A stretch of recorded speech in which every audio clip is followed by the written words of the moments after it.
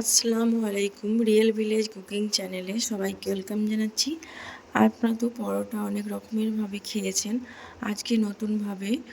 আজকে পরোটা বানিয়ে দেখাবো, বান পরোটা, যেটা আপনারা খুব সহজেই বাড়িতে বানিয়ে নিতে পারবেন। চলুন তাহলে আজকের এই পরোটাটা শুরু করি। প্রথমে আমি এখানে নিয়ে নিচ্ছি ময়দা। ময়দার পরিবর্তে আপনারা আটা দিয়েও বানাতে পারেন। 2 বাটি পরিমাণে আমি ময়দা নিয়ে নিচ্ছি। এবার এর মধ্যে আমি অ্যাড করব, ময়দাটা আমি এক সাইডে রেখে দিলাম। সামান্য জল নিয়ে নিয়েছি আর এর মধ্যে লবণ আর চিনি দিয়ে দিচ্ছি।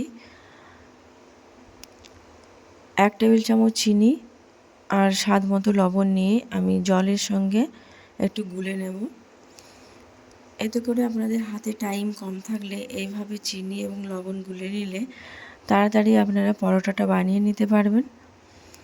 এবার এর মধ্যে অল্প অল্প করে দিয়ে আমি একটা ডো তৈরি করে নেব। পুরোটা একেবারে দেব না, অল্প অল্প করে দেব আর একটা ডো তৈরি করে নেব।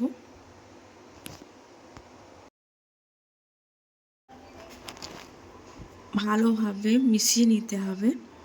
আর দেখুন নরম করা হয়েছে, নরম মতো করে মাখতে হবে, ভালো করে মথে নিতে হবে। এই দেখুন হাতের মধ্যে সামান্য তেল লাগিয়ে ভালো করে মথে নিয়েছি। এবার ছোট ছোট করে লেচি কেটে নেব। এই দেখুন পরোটার সাইজের। আমি এখানে 4টে পরোটা বানাবো আর হাতের মধ্যে এইভাবে নিয়ে একটু গোল করে নিচ্ছি, এরকম করে। এই দেখুন এখানে আমি 4টে পরোটা বানাবো।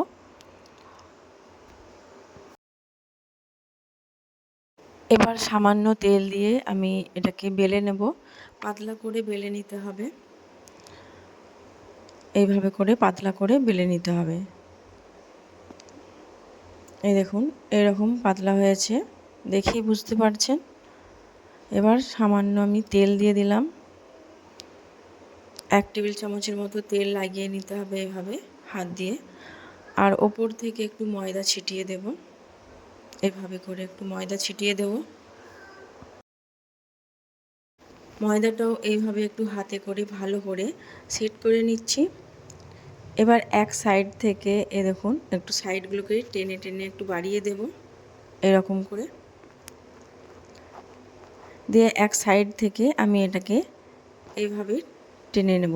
এই দেখুন সহজেই ভাঁজ হয়ে যাবে। এইভাবে করে আলতোভাবে একটু টেনে নিলেই অনেকগুলি লেয়ার চলে আসবে।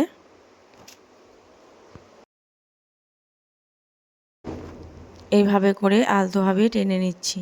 এই দেখুন এবার একটু সামান্য একটু এইভাবে করে লম্বা করে দেব, দিয়ে এক সাইড থেকে এইভাবে গুটিয়ে নিতে হবে।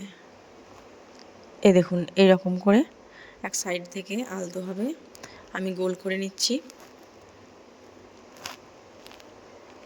আর এই অংশটা আমি ভেতর দিয়ে করে দেব। এখানে অংশটা আমি এই নিচের দিকে করে দিচ্ছি। এই দেখুন এইভাবে করে প্রতিটা পরোটা আমি বানিয়ে নেব। 4টেই বানিয়ে নিয়েছি। এবার এগুলোকে ফ্রাই করে নেব। এখানে আমি বেলবো না, এইভাবেই আমি বান পরোটা বানাবো।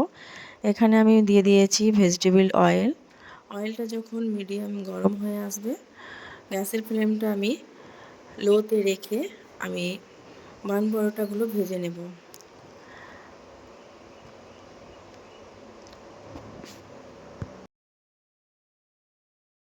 লো ফ্লেমেই ভাজতে হবে, না হলে ভেতর থেকে কাঁচা থেকে যেতে পারে। ওপর থেকে মুচমুচে হবে কিন্তু ভেতরে কাঁচা থেকে যেতে পারে। আপনারা লো ফ্লেমে ভাজবেন আর দেখবেন খুব সুন্দর ভাজা হবে। আমি এক এক করে উল্টে দিচ্ছি।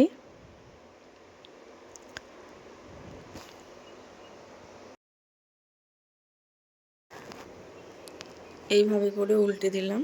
এবার উল্টে পাল্টে মুচমুচে করে লাল লাল করে ভেজে নেব।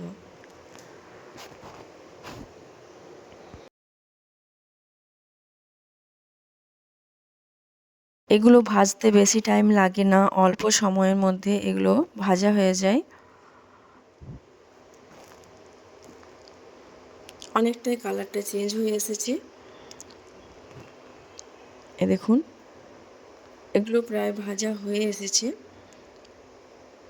এগুলো একে একে করে তেল ঝরিয়ে তুলে নিচ্ছি। দেখুন কত সুন্দর হয়েছে। সব কটাই আমি তুলে নেব।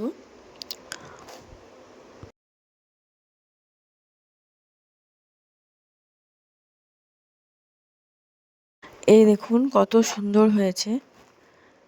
এবার এগুলোকে হাত দিয়ে একটু চাপ দিয়ে দিতে হবে। এভাবে করে একটু চাপ দিলেই সহজে দেখবেন লেয়ারগুলো ছেড়ে আসবে। এই দেখুন এইভাবে করে প্রতিটা লেয়ার ছেড়ে আসবে।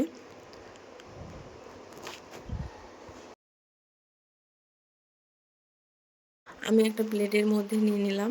এই দেখুন এইভাবে করে আপনারা বান পরোটা বাড়িতেই বানিয়ে নিতে পারবেন, কত সহজ এবং সিম্পলভাবে। আর এগুলো খেতে কিন্তু খুবই ভালো লাগে, বাচ্চা থেকে বড় সকলেই পছন্দ করবে। আপনারা ঘুগনি বা কোনো মিষ্টি বা চিকেনের সঙ্গেও এইভাবে বানিয়ে খেতে পারেন, খেতে কিন্তু অসাধারণ। এই দেখুন কতটা সুন্দর হয়েছে। এইভাবে আপনারা বাড়িতে বানিয়ে একবার দেখবেন, খেতে খুবই ভালো লাগে। আমার এই আজকের রেসিপি আপনাদের কেমন লাগলো অবশ্যই কমেন্টে জানাবেন। ভালো লাগলে চ্যানেলটা সাবস্ক্রাইব করে পাশে থাকার অনুরোধ রইল।